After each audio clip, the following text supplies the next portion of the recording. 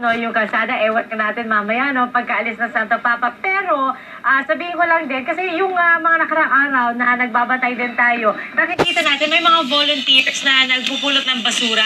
Yung unang araw pa lang, meron tayong mga nakita galing sa Santuario de San Antonio Parish. May bitbit sila, sarili nilang supot, yung mga garbage bag. Tapos, nakagwante sila. Tapos, bago pa to dumating yung Santo Papa, pinupulot na nila yung mga basura nakakalat. So, malamang mamaya may mga makikita tayo ulit yung mga volunteer na ganun din, no, ang kanilang gawain.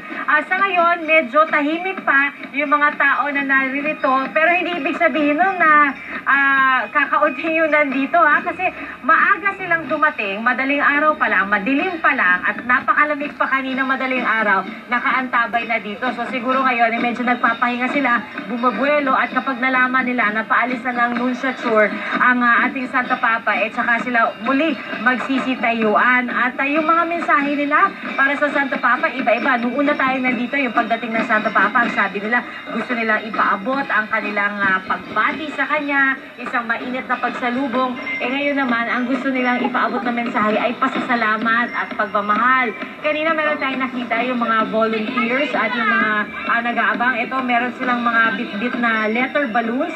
Tapos ang kanilang spinel out, thank you. Tapos meron pang Papa Francisco. Ayan, meron pa silang kanilang sariling chat.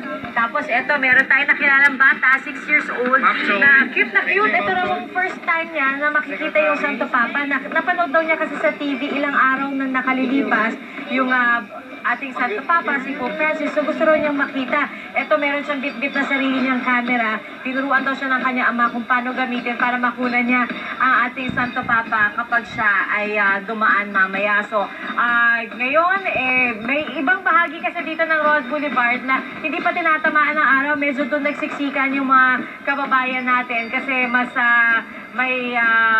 meron pa silang mga shadow na sisilungan. Pero maski doon naman sa bahagi na walang masisilungan, nakapila na, no, yung mga tao, yung mga nakaantabay. Yung iba nakausap natin, pangatlong beses na raw nila itong makikita ang ating Santo Papa, pero yung pananabik nila hindi raw nawawala at hindi nagbabago, at gano'n na lang din ang kanilang excitement hanggang ngayon na makita ang ating Santo Papa. Arnold?